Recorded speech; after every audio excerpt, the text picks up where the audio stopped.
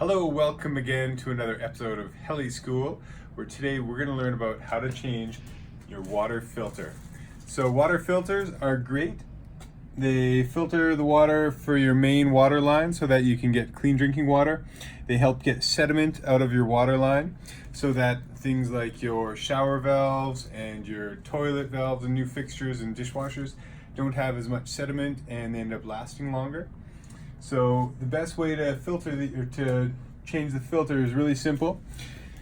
Normally you're going to be in the filter position. You're going to go to the off position or bypass. Bypass goes right by so people can still use the water.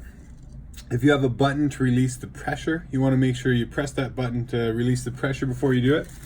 Now a couple easy steps. One, we're going to get a nice fancy water filter wrench.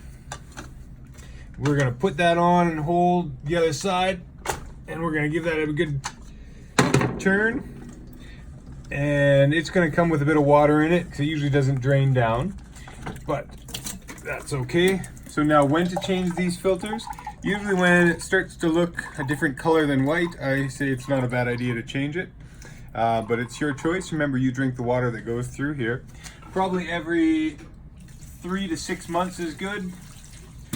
If you're not too sure, you might want to just do it at least after every spring runoff season around here. Next step we're going to do, if you see a lot of sediment in here, just make sure you rinse that and get any dirt out of there. This is pretty good, so I'm okay. Next step, very important one, take the bag off or the plastic off the filter. I've seen a lot in with just plastic. Usually not the loose bags, but I have seen them in with the tight fitting plastic on there. I'm going to put this back in. I'm going to make sure that the 10-inch micron filter ends up going over that little knob on the bottom. I'm going to make sure it fits on the top. I'm going to spin it back in, and I'm not going to use the wrench to tighten it in. So if you do that, it's going to get tighter over time and it's going to be hard to get off. So I'm just going to go till it's hand snug. I'm going to turn it back into filter. And I'm just going to watch it for a minute. If I see any dripping or anything, then I'll go tighter. Otherwise, we're just going to let that rubber ring seal for it and not try to over tighten it.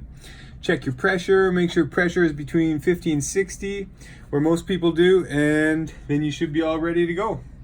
Thanks again for joining Heli School, and thanks for Devin for doing the camera work. Bye-bye.